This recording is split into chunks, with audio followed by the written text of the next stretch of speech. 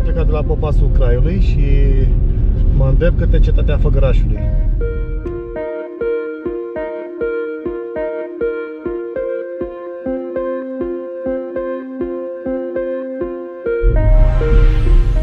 Între Șinca Veche și Perișani necesită o atenție mai deosebită pentru că vă puteți tăia cauciucurile.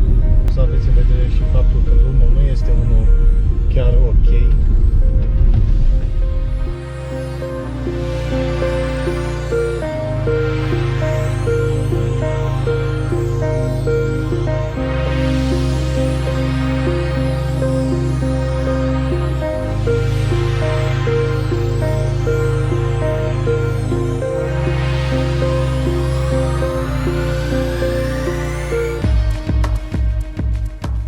Am ajuns la cetatea Făgărașului și pe scurt, așa cam ce ar trebui să știți este faptul că în anul 1310 s-au pus bazele ridicării acestei cetăți în scop de apărare împotriva tătarilor și turcilor, care ulterior, până la urmă, au reușit să o cucerească, dar din anul 1599 vine în forță voievodul nostru Mihai Viteazu și o recucerește, făcându-i o cadou soției sale, doamna Stanca, ca să vedeți atunci ce cadouri făceau domnii, ca o glumă, și mai apoi aducându-și familia și tezaurul domnesc.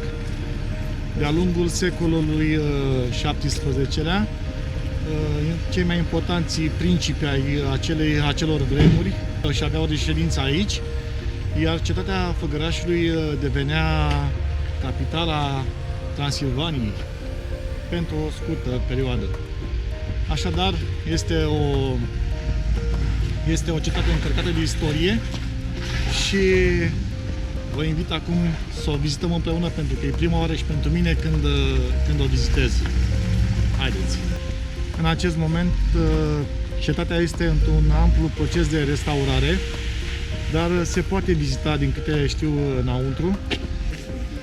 De aici se iau biletele. Cât costă un bilet? 20 de lei pentru adulți, 10 lei studenții. Nu vedeți că sunt aici. Deci, după ce ați plătit biletul, vi se dă și un ghid de vizitare pe lângă bilet. Acesta e biletul, acesta e ghidul. Da? Și mergem să o vizităm. Totul este într-un proces de restaurare și prea mult putem să vedem așa.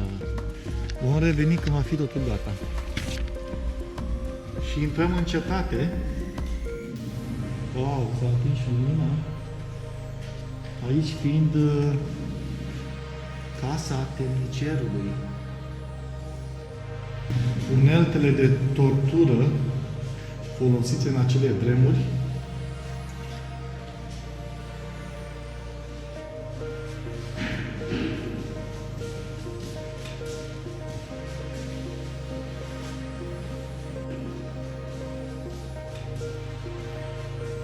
Aici avem câteva imagini cu scenele și instrumentele folosite pentru a tortura pe cei condamnați.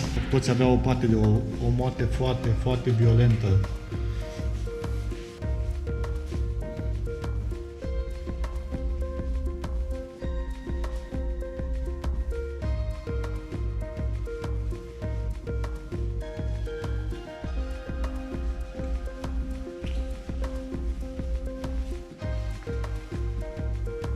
Și acum urcăm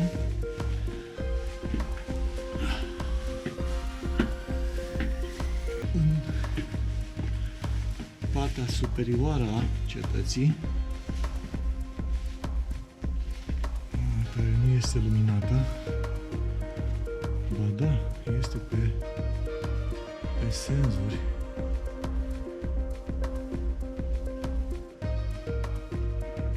Deci a avut și rol de închisoare și a foștilor deținuți politici, cei care au fost închiși în lagurile, deci a fost ca un fel de lagăr al celor ce luptau împotriva comunismului. Mergem mai departe. Ne îndreptăm către Muzeul Cetății. De jur împrejur sunt muncitori care restaurează cetatea.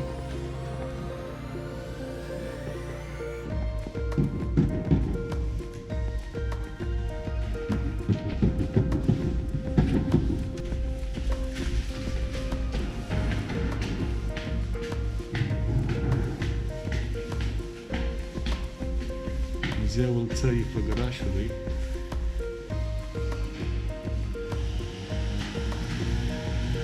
Oficinii la casă.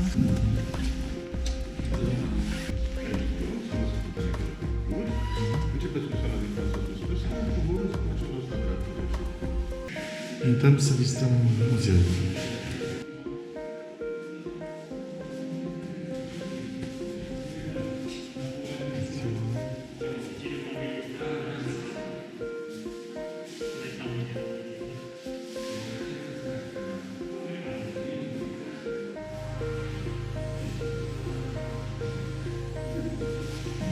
Numeroase inele din secolul 17-19, corset cu plastron din acea vreme, brâu din secolul 18, confecționat într-un atelier brașovean din catifea și îmbrăcat auriu, cât și un dispozitiv pentru un praf de pușcă din secolul 17 și pușca de vânătoare din secolul 19,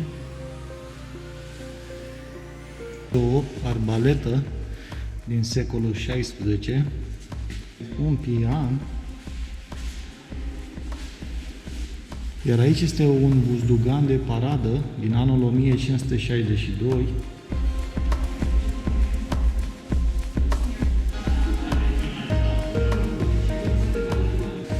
geantă de cojocar din a doua jumătate a secolului 19, un calapod pentru căciuli,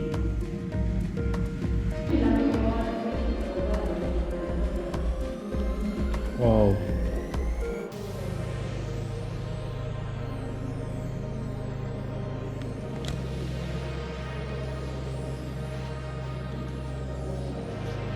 Costume tradiționale și tot ce vedeți aici sunt făcute la război.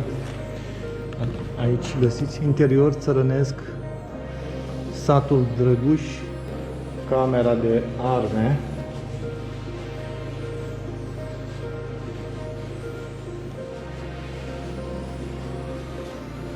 wow, ce frumos e aici!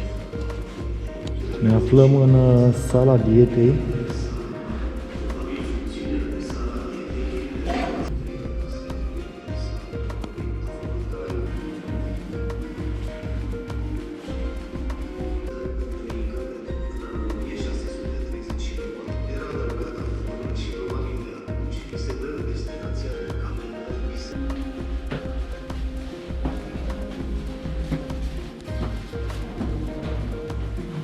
Intrăm acum în Capela Domniței și a Micilor Sfinți.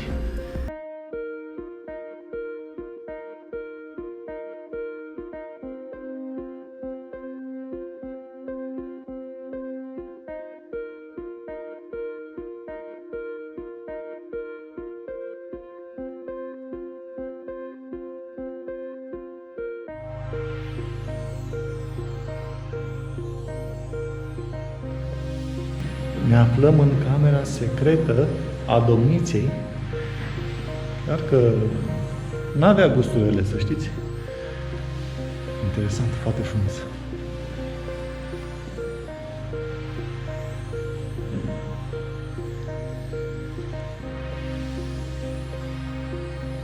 Iar acum vom coborî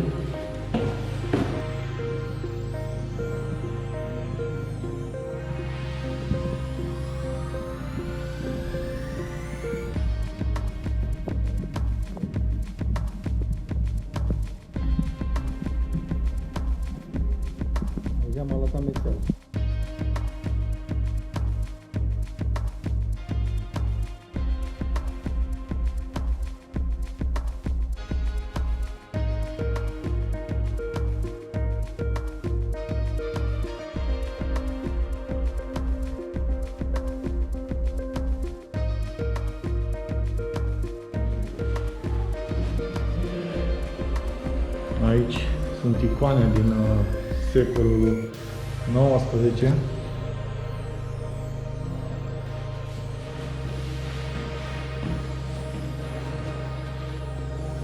Wow, ce oglinzi mari!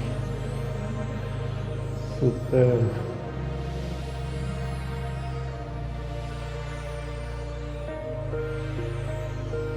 Urcăm în sala tronului.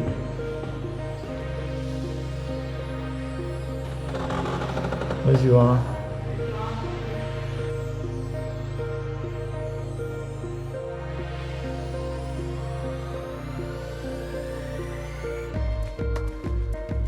Ultima cameră este camera principelui Transilvaniei, pentru că au fost mulți.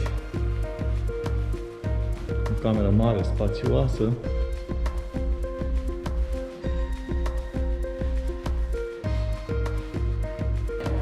Turnul Tomorii. Super.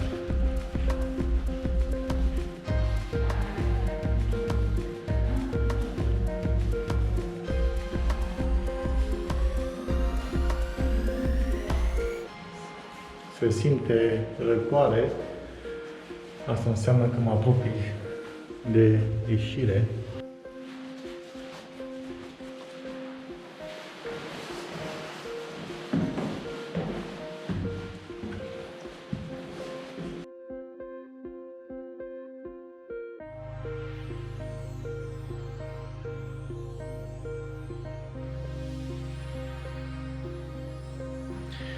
Sper să vă fi plăcut tot ce v-am prezentat și cu siguranță voi veni peste 2 ani, când cetatea va fi restaurată complet, astfel încât o voi putea prezenta cap-coadă.